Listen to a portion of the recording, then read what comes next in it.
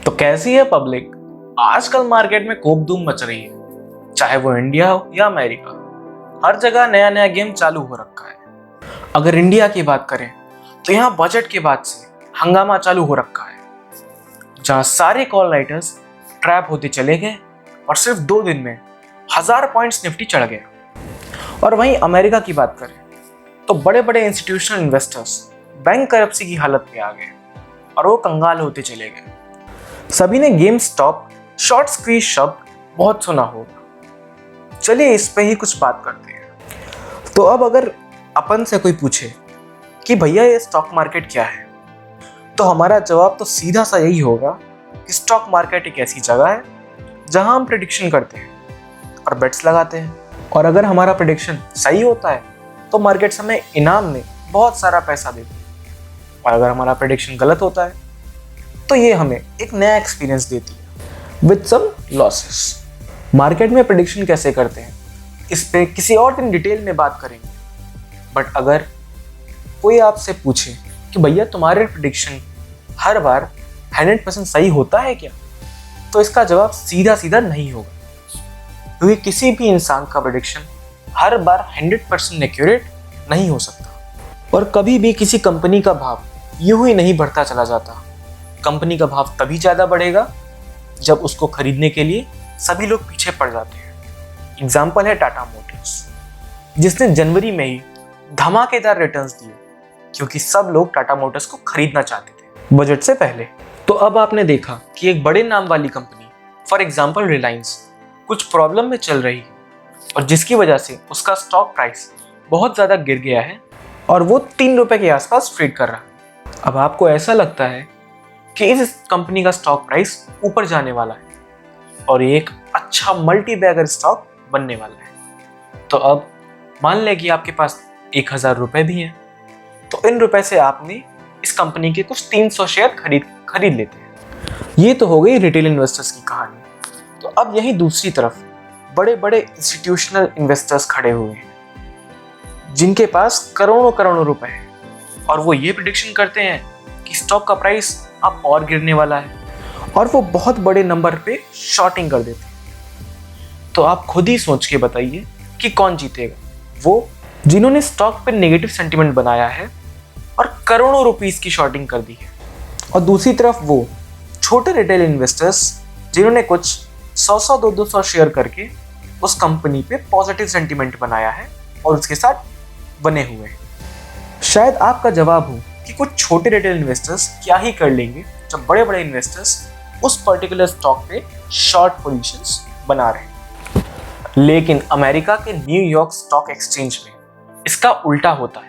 वहाँ की एक कंपनी जिसका नाम है गेम स्टॉप, जो कि एक गेमिंग कंपनी है, वो काफ़ी टाइम से स्ट्रगल कर रही है क्योंकि उसका गेम बिक नहीं रहा है, जिसकी वजह से इंस्टीट्यूशनल इन्वेस्टर्स को ये लगता है कि ये स्टॉक अभी ओवर वैल्यूड है और इसको अभी और भी नीचे जाना चाहिए, और ये सोचकर उन्होंने गेम टॉप पे एक्सेसिव शॉर्ट्स की पोजीशन बना ली। लेकिन वहीं दूसरी साइड थे रिटेल इन्वेस्टर्स जिनको ये लग रहा था कि गेम टॉप का आने वाला फ्यूचर बहुत ही ब्राइट होगा, और जिसके चलते सारे के सारे रिटेल इन्वेस्टर्स ने गेम टॉप पे लॉन्ग पोजीशन लेना स्टार्ट कर दिया कुछ पॉजिटिव न्यूज़ के चलते। अब जब सभी रिटेल इन्वेस्टर्स को गेम टॉप चाहिए था तो इसका प्राइस धीरे धीरे बढ़ने लगा और एक टफ फाइट बुल और बियर्स में स्टार्ट हो गई। ऐसा हिस्ट्री में बहुत कम बार हो रखा है कि जब छोटे छोटे बड़े इन्वेस्टर्स और बड़े बड़े इंस्टीट्यूशंस आमने सामने आ रहे हैं और कोई भी पीछे हटने को तैयार नहीं हो रहा है, और साथ ही मुकाबला बहुत टक्कर का चल रहा है, जिसमें अभी तक बड़े बड़े इंस्टीट्यूशनल इन्वेस्टर्स को बहुत बड़ा लॉस हुआ भी है। दोस्त, शॉर्ट सेलिंग का मतलब ये है कि मान लो आप एक कॉलोनी में रहते हैं, वहाँ प्याज की कीमत रातों रात बढ़ गई और आप सोचते हैं कि चलो मैं दूर बाजार से 100 किलो प्याज उधार लेकर आता हूँ उस दुकानदार से और उनको अपने कॉलोनी में महंगे दामों पर बेचता हूँ, और सारे प्याज बेचने के बाद कहीं और से मैं सस्ते में प्याज खरीदकर उस दुकानदार को 100 किलो प्याज वापस कर दूंगा, जिसकी वजह से मुझे अच्छा खासा प्रॉफिट कमा लूंगा। और अगर आपकी यही स्ट्रेटजी आप पे ही उल्टी पड़ती है तब, मतलब आप जहां से प्याज खरीदने जा रहे हैं दुकानदार को वापस करने के लिए, वहां भी रातों रात प्याज की कीमत डबल हो गई और अब प्याज पहले से भी 50 रुपए ज्यादा महंगा हो गया। तो इस केस में आप क्या करेंगे?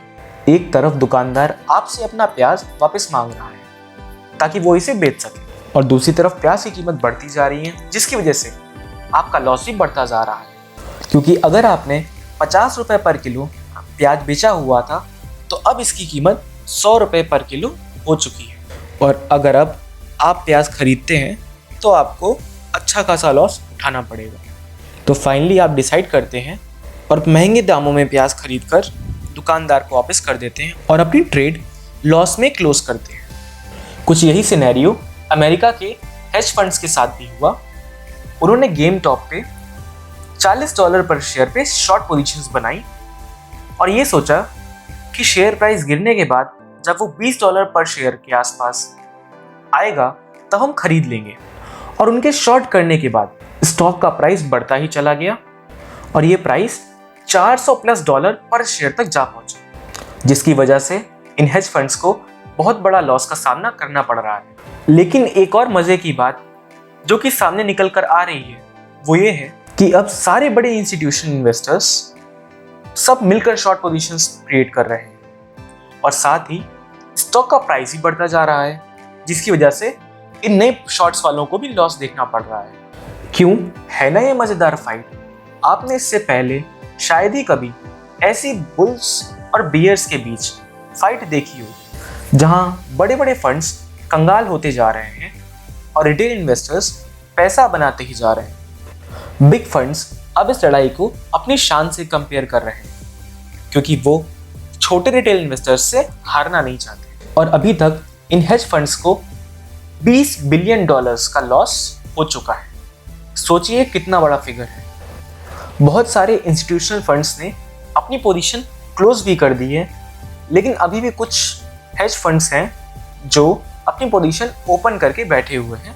अब ये देखना बहुत ही इंटरेस्टिंग होगा कि इस फाइट का रिजल्ट क्या निकल कर आता है, एज ये डायरेक्टली हमारी इकोनॉमी को अफेक्ट करेगा, क्योंकि हमारी मार्केट सिर्फ इसलिए ऊपर है क्योंकि यहाँ बड़े बड़े इनफ्लोज या लिक्विडिटी आ रही है, जिससे स्टॉक के प्राइस बढ़ते ही जा रहे हैं। और अगर ये लिक्विडिटी मार्केट्स में आना बंद हो जाए या फंड्स बाहर निकलने लगे तो मार्केट करेक्ट होना स्टार्ट कर देगा। न्यूज़ ये भी आ रही है कि वहाँ के ब्रोकर्स ने हेज फंड्स की हेल्प करी है और स्टॉक्स को रेगुलेट किया है, जैसे कि रॉबिनहुड नाम के ब्रोकर ने गेम टॉप के स्टॉक का बाई बटन डिसेबल कर दिया है ताकि अब कोई नया रिटेल इन्वेस्टर्स बाई पोजीशन ना बना सके और मजबूरी में उन्हें स्टॉक सेल ही करना पड़े, जिसकी वजह से स्टॉक का प्राइस थोड़ा थोड़ा नीचे आ जाएगा। इस चीज़ की डिटेल्ड इंक्वायरी होने के बाद ही पता चलेगा कि एक्चुअली वहाँ क्या हो रहा है और किसने क्या किया है। लेकिन एक बात तो क्लियर है बॉस, उधर कुछ बहुत बड़ा गेम चल रहा है जो एक धमाके की तरह हम सबके सामने एक्सपोज होगा। लेकिन ये सिचुएशन देखकर ये तो कंफर्म हो गया कि मार्केट ही सुप्रीम है, इसकी रिस्पेक्ट करो। और बॉस एक और बात हमेशा याद रखो, जब पांचों उंगलियां एक साथ मिलकर मुक्का बनाती हैं और जब ये पड़ता है ना तो भाई दर्द नहीं बहुत ज़्यादा ही दर्द होता है, और ये दर्द आप इस टाइम उन हेज फंड्स वालों से पूछ सकते हैं। तो चलिए दोस्तों, आज के लिए बस इतना ही। मिलते हैं नेक्स्ट वीडियो में, तब तक के लिए बाय बाय।